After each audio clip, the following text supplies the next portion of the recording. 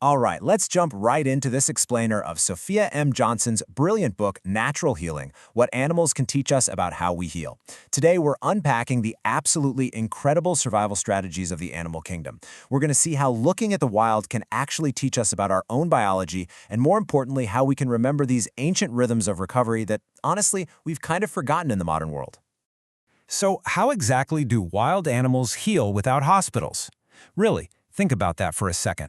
Animals out there are facing severe injuries, infections, and illnesses literally every single day. Yet they survive. They recover without prescriptions, without diagnostic apps, and definitely without wellness influencers telling them what to do.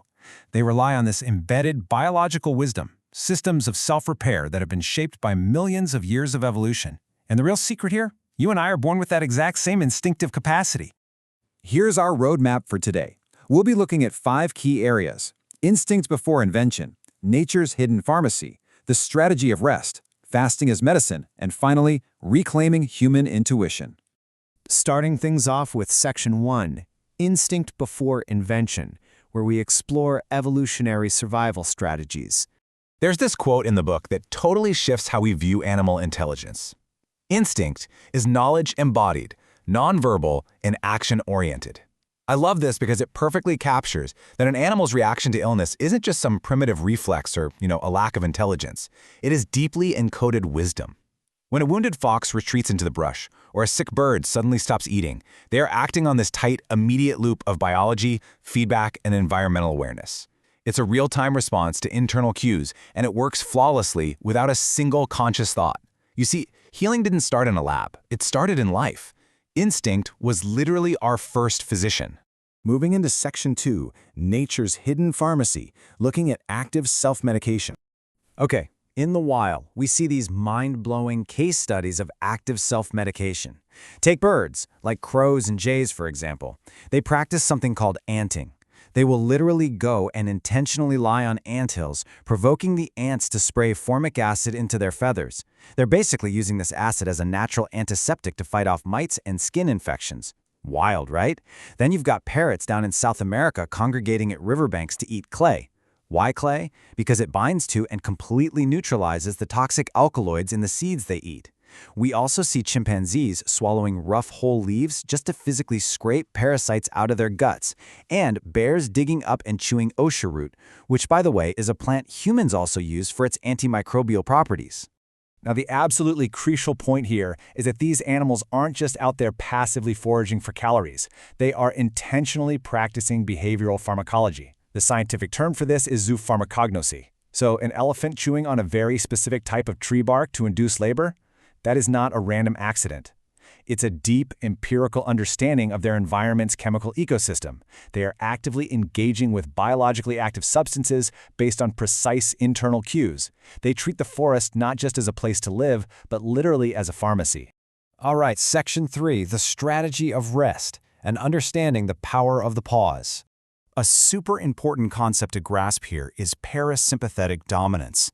This really grounds all this animal behavior in hard neuroscience. I mean, why do wounded creatures immediately retreat into complete stillness, hiding away in thickets or dens? Well, it's because stillness physically lowers their heart rate, decreases blood pressure, and totally quiets down their stress response systems. By retreating, they are lowering their vigilance. This shifts their body right into parasympathetic dominance, that rest and digest state. This optimizes their internal terrain so that immune cells can operate without any diversion. The immune system doesn't need stimulation to do its job, guys. It needs stillness. Now think about the huge cognitive dissonance we experience with this today. Modern human culture praises productivity, constant noise, and pushing through when we're sick. We literally take a pill to suppress a fever just so we can get back to the office. But biological healing, the actual system our bodies are built upon, demands stillness. It demands darkness and isolation. When we push through an illness, we elevate our cortisol levels, which actually suppresses our immune cell activity. Nature measures healing in function and regeneration, not in commerce and how fast we can get back to work. Let's put that into perspective with the number 16. Domestic cats and dogs can naturally sleep up to 16 hours a day. But pay attention to what happens when they get sick. They will instinctively increase this deep non-REM sleep. Why?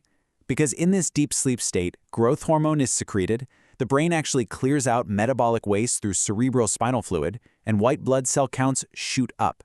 Even our domesticated pets, living in completely climate-controlled houses, haven't forgotten this ancient biological code. They just know that sleep is nature's most accessible medicine. This brings us to Section 4, Fasting as Medicine. Let's look at the biological math here. Think of your body like an energy budget during an illness. Digestion is incredibly resource-intensive. It requires a massive amount of metabolic energy and blood flow. But guess what? Mounting a fever and mobilizing all those white blood cells also requires a massive energy input. You simply cannot fully power both your digestive system and a massive immune response at the exact same time. It's just a biological trade-off. When an animal gets sick, the body essentially has to triage its priorities. Science calls this mechanism sickness-induced anorexia. Now, far from being a failure to nourish the body, fasting during an acute illness is actually a highly efficient strategic mechanism. By suppressing hunger, the body completely reallocates metabolic energy away from the gut and directs it straight toward internal defense. Plus, and this is so fascinating, it limits the intake of specific nutrients like iron or glucose that invading pathogens desperately need to replicate. So, a temporary loss of appetite is definitely not a sign of defeat. It's actually a highly calculated way to starve bacteria and trigger deep cellular cleanup, which is a process known as autophagy. And finally, Section 5, Reclaiming Human Intuition, and how we can learn to listen to the body. All of this really starts with a fascinating concept called interoception. We live in a world where we constantly rely on smartwatches and apps to tell us if we're recovered, right? But interoception is your brain's built-in capacity to sense internal bodily states. A sudden craving for silence, a loss of appetite, an overwhelming sense of fatigue. These are not flaws that need to be fixed or inconveniences you just push through. They are your neurobiology actively communicating with you. We really need to start listening to these interoceptive signals again and recognize that this is our biology desperately trying to protect us. So how do we actually do this in our day-to-day lives? Well, we have to learn to honor fatigue. We need to respect a loss of appetite, embrace silence, start viewing our symptoms as signals, and truly allow the body to take the lead. Instead of over-medicalizing every minor symptom or feeling guilty because we had to cancel plans when we're unwell, we can learn to actually cooperate with our organism.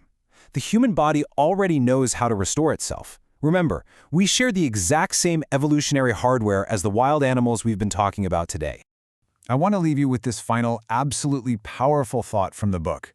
Healing isn't something we do, it's something we allow. It's about returning to a rhythm, not racing to the finish line.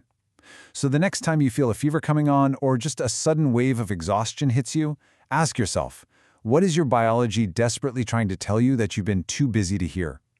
If you found this explainer as fascinating as I did, please check the video description for more details and the purchase link to get your own copy of this incredible book. Thanks for joining me, and remember to trust your instincts.